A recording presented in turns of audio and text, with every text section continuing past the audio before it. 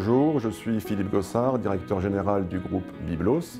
Nous sommes spécialisés via différentes filiales dans la sûreté et sécurité des biens et des personnes, dans la technologie par la télésurveillance, vidéosurveillance et lutte anti-drone, dans l'accueil et la formation. Cet événement, les Trophées des femmes en action, nous tient particulièrement à cœur puisque nous accordons une importance toute particulière à l'égalité homme-femme et à la féminisation de notre secteur. En 2022, nous avons signé un partenariat avec l'ASVEL féminin permettant de créer de magnifiques passerelles entre nos deux domaines. En 2023, nous avons créé une formation 100% féminine permettant bien entendu d'obtenir la carte professionnelle et complétée par des modules de coaching sportif, psychologique et de dépassement de soi. Je suis ravi d'être parmi vous et je vous souhaite une très belle soirée. Philippe Gossard, bonsoir. Rebonsoir. Rebonsoir, voilà, vous êtes donc directeur général de Biblos Group. Je crois savoir que vous allez signer un partenariat, pas n'importe lequel, avec le Loup Rugby féminin, après l'ASVEL. Absolument, dans la continuité de l'ASVEL et des efforts que l'on fait pour féminiser notre secteur. Nous allons bientôt, c'est une question de jour, en effet, signer un partenariat avec le Loup Rugby féminin pour intensifier, comme je l'ai dit, ces passerelles entre ces deux secteurs. Alors justement, on voit tous vos efforts pour féminiser cette profession. Donc vous êtes dans la sécurité, voilà. Donc est-ce que ça fonctionne finalement? Est-ce que vous arrivez à avoir ces candidates? Oui, bien sûr. Je parlais d'une formation 100% féminine. Nous avons à la clé embauché une dizaine de femmes.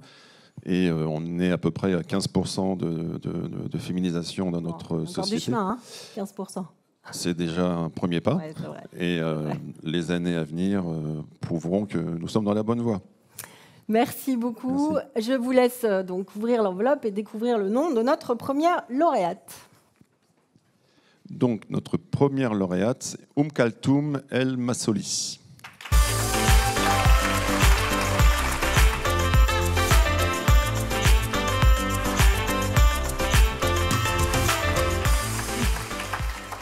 Bonsoir. Bonsoir, Kaltoum El Masloui. Vous êtes deux d'ailleurs. Oui, on est deux. Félicitations. Merci. Donc, vous êtes créatrice et dirigeante de Alphat. Alphat. C'est on en disait tout à l'heure, c'était pas voilà. Alphat. Alors expliquez-nous un petit peu ce que c'est qu'Alphat, parce que donc vous avez développé un système d'information, de logiciels de métier en lien avec la gestion d'activités médicales au centre d'imagerie ou en établissement de santé. C'est quoi exactement en fait, comment vous est venue cette idée? Alors Alphat, initialement, c'était uniquement une prise de rendez-vous adaptée à la radiologie.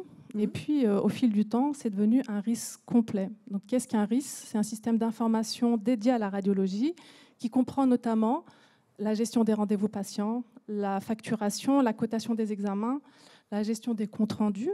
Et puis, on est venu apporter des modules supplémentaires comme la salle d'attente virtuelle, la gestion des protocoles d'imagerie, la téléradiologie, le système de diffusion et plein de blocs. Et en fait, cette idée elle est venue finalement du terrain, puisque j'ai travaillé 15 ans en tant que manip radio. Et l'idée, c'était de répondre, mais vraiment aux besoins de tous les professionnels de santé ainsi que des patients. Et qu'est-ce qui vous a guidé?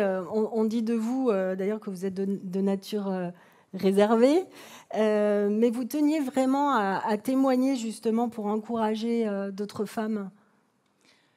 Alors, pour être tout à fait transparente, oui. Donc, le point de départ de tout ce projet, ça a été mon divorce en 2017. Et en fait, quand je me suis retrouvée seule avec mes deux enfants, je ne sais pas pourquoi, même si j'avais un métier et j'étais en CDI, j'ai eu un sentiment fort d'insécurité et je ne sais pas pourquoi il fallait que je m'assure une deuxième casquette. Donc, j'ai cherché un métier que je pouvais faire de chez moi et j'ai trouvé le métier de développeur web. Donc, j'ai demandé une formation à mon patron et en fait, donc, ça a été accepté. J'ai commencé à coder. Et pour valider l'équivalent d'un Bac+2 en informatique, il fallait faire un projet. Donc, je suis allée voir mon patron et je lui ai dit, tiens, est-ce que ça te dit que ce projet soit utile aussi à la structure? Et je fais une prise de rendez-vous adaptée à la radiologie, qui à l'époque, en 2018, n'était pas proposée par Doctolib, par exemple. Bon, je vous avoue qu'il ne m'a pas trop pris au sérieux. Mais je dis, c'est pas grave, on va essayer, ça marche tant mieux, ça marche pas tant mieux. Et c'est comme ça, finalement, que je me suis lancée. Donc, au fur et à mesure, j'ai développé. Et à chaque fois que je présentais l'application, en fait, les gens ils étaient bluffés. Ils m'ont dit, mais il faut propulser ce projet. Et finalement, ce qui était un projet uniquement pour valider mon diplôme est devenu un vrai projet. Et ce qui était finalement impossible au départ pour moi, parce que quand j'étais Manip Radio, je me disais, mais jamais je vais développer Dory, c'est compliqué.